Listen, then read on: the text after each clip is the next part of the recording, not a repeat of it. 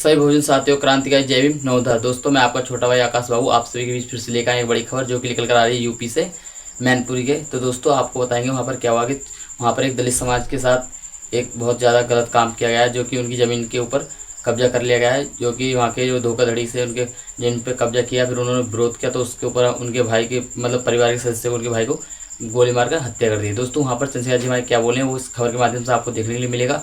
दोस्तों आपको देखना है तो दोस्तों इस चैनल को सब्सक्राइब करें, वीडियो लाइक करें, कमेंट करके जरूर बताएं हमारी वीडियो किस कंट्री से देख रहे हैं। दोस्तों चलते इस बड़ी खबर के साथ कि वहाँ पर चंद्रशेखर जी ने क्या बोला है कि न्याय दिला पाएंगे या नहीं। तो दोस्तों चलते इस बड़ी खबर में।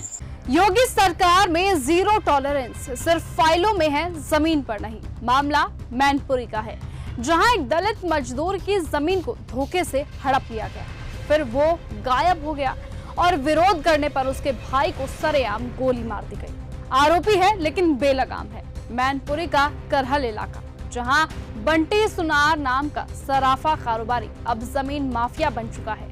आरोप है कि उसने यहां अपने ही काम करने वाले एक दलित मजदूर की जमीन को धोखाधड़ी से अपने नाम करवा लिया और फिर वही मजदूर रहस्यमय तरीके से गायब हो जाता है। परिवार की माने तो गायब हुए मजदूर का कोई रिकॉर्ड नहीं, कोई तलाश नहीं, बस है तो एक एफआईआर, वो भी गुमशुदगी की। जबकि शक है कि उसे या तो मारा जा चुका है या फिर जबरन कहीं पर छिपाया गया है। परिवार ने थाने से लेकर लखनऊ तक दर दर की ठोकरें खाई हैं, लेकिन पुलिस का रटा रटाया जवाब वही है। जांच चल रही है, लेकिन परिवार की बहू यानी पीड़िता सोनी देवी ने आरोप लगाया कि बंटी सुनार अब पूरे खेत पर कब्जा करना चाहता है, उसके हिस्से की जमीन को भी जबरन हड़पना चाहता है। बंटी सुनार, मनोज वकील, पन्ना लाल वर्मा जैसे नाम इस पूरी साजिश में सामने आ चुके हैं, लेकिन आज भी ये लोग खुलेआम घूम रहे हैं और दलित परिवार एक एक दिन डर में काट रहा है। तो बंटी सुनार है, वो कह रहे हैं उनकी जमीन हमने ले ली है, वो कोई उदल है टीले की, उनके नाम करा रखी बोल रहे हैं और ज़बरदस्ती कब्जा कर रहे हैं उस पर।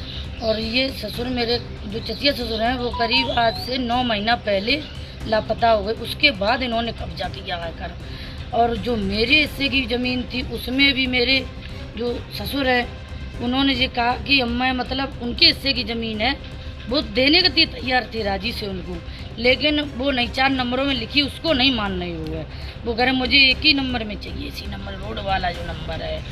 मेरे ससुर ने, हम लोगों ने बहुत बार मिट्टी डाली, जब रोक टोक की तो मैं ससुर को गोली मार दी। सवाल है, क्या यही है योगी सरकार की जीरो टॉलरेंस, या फिर कुछ लोगों के लिए कानून सिर्फ एक विकल्प है? लोग सवाल पूछ रहे हैं और कह रहे हैं कि प्रशासन बस जांच के नाम पर फाइलें पलट रहा है।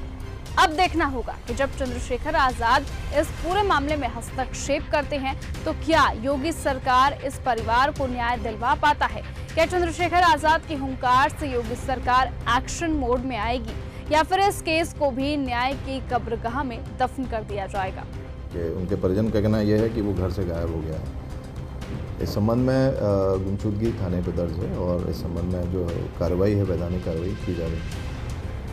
अभी तक कुछ सुराग लगा के आखिर नहीं, अभी तक उसके बारे में पता नहीं चला है और शुरुआती जो जानकारी है उसमें ये बताया गया था कि वो मानसिक रूप से अस्वस्थ था या कोई इस तरह की बात थी। अभी इसमें और गहराई से जांच करते हैं। आप ये खबर देखने के बाद समझ गए होंगे कि वहाँ पर किस तरीके से जो दलित समाज के युवक हैं उनके साथ जो उन्होंने चोरी छुपे जो भी धोखाधड़ी से ज़मीन पर कब्जा किया था, उन्होंने विरोध किया तो वहाँ पर उन्होंने उनके परिवार के बड़े भाई को गोली मार दी गई। तो दोस्तों किस तरीके से हत्या कर दी गई, तो वहाँ पर चंद्रशेखर जी ने क्या बोला, इस खबर के माध्यम से आप पूरी जानकारी समझ गए होंगे।